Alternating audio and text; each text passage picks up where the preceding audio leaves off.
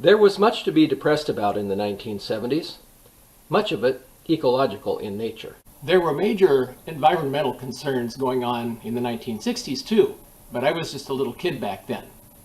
I was too excited about what was going on in my little world. Like when I got my first Motorola phonograph for Christmas.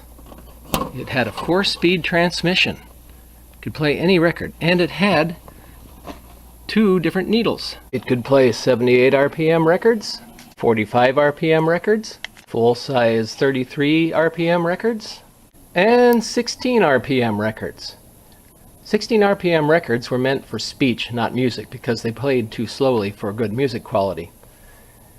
But the 16 RPM records never did take off because then the cassette came along, which was also regarded as too slow for music. But people used them for music and for speech anyway. And unlike the 16 RPM record, you could record your own cassettes. Well, unlike TV, my record player never told me anything that I didn't want to hear. It was my source of on-demand entertainment.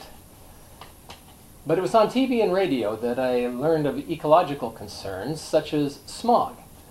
Now, smog was a word combining the words smoke and fog, and it was used to describe a haze that was hovering over major cities. Well, I wasn't too worried about that because after all I was a kid and it wasn't my fault, and also that was in faraway places like California or Pennsylvania. And I grew up in a small town in southern Iowa where the air was as fresh as when the earth was new. And I also heard about overpopulation. Too many kids were being born. The earth wasn't going to be able to support us all. We'd be starving to death, and famine by the 1990s and all that. But that's another thing that's easy to forget about when you're living in a small town surrounded by farmland. Well, by the early 1970s, President Nixon created the EPA, and federal regulations reduced air and water pollution significantly. But in 1973, the world was suddenly running out of oil. Gas stations started running out of gas, and they put slip covers over their gas pumps that said, "No gas," in big letters. I remember having to wait in line for gas in my Chevy Vega at a 7-Eleven. Some stations limited purchases to 10 gallons in hopes that everybody could at least get some gas. I remember a conversation between a farmer and my father. The farmer just suddenly said to Dad, "I think this oil shortage thing is a bunch of foolishness, don't you?" And my dad said, "Oh, just wait till the price gets up to $1 a gallon, then there will be plenty of gas." My dad was spot on. By the time the gasoline price got up to $1 a gallon, it had been like 33 or, remember in the mid-70s it was about 66 cents a gallon. As soon as it got up to $1 a gallon, I never saw a waiting line at a gas station again. According to the newspaper, The Midnight Cry, there is a new supercomputer in Brussels called the Beast. It is believed to be capable of keeping track of everyone in the world, possibly using your social security number. Could this be the beast mentioned in the book of Revelation? Could this be the system the Antichrist will use to compel everyone to take the mark of the beast, without which no man can buy or sell? That was a radio broadcast I heard in 1976. There was a lot of talk about the end times back then. There was a best-selling book out called The Late Great Planet Earth, and everybody seemed excited about the world being burned up in flames, and I couldn't understand why everybody was so excited. Myself, I was young and I wanted to find a girl and get married, and Jesus said that nobody gets married in heaven, so I wasn't in a big hurry to go up there. And the secular world wasn't much better. Charlton Heston started a movie called The Omega Man, where he is a survivor of a worldwide nuclear holocaust, and he's surrounded by a bunch of mutants who like to set fire to everything. Also around that time, major news magazines reported that the Earth was cooling down and that we might be headed for another ice age. It was believed that global cooling was caused by air pollution. The 80s seemed happier, but during the hot summer of 1988, major news magazines reported that the Earth was heating up. It was believed that global warming was caused by pollution. There was a hole in the Earth's ozone layer, and the polar ice caps were melting. Well, the first decade of the millennium brought wimpy winters, and that, of course, was believed to be the effects of global warming. The second decade, however, brought record cold winters, and global warming was renamed climate change. and cold weather was dismissed as irrelevant. Then later, any sudden change in weather was attributed to climate change. It was very convenient. No matter what happened, they could claim, well, that was caused by climate change. Well, of course it was climate change. The climate changed. It changes all the time.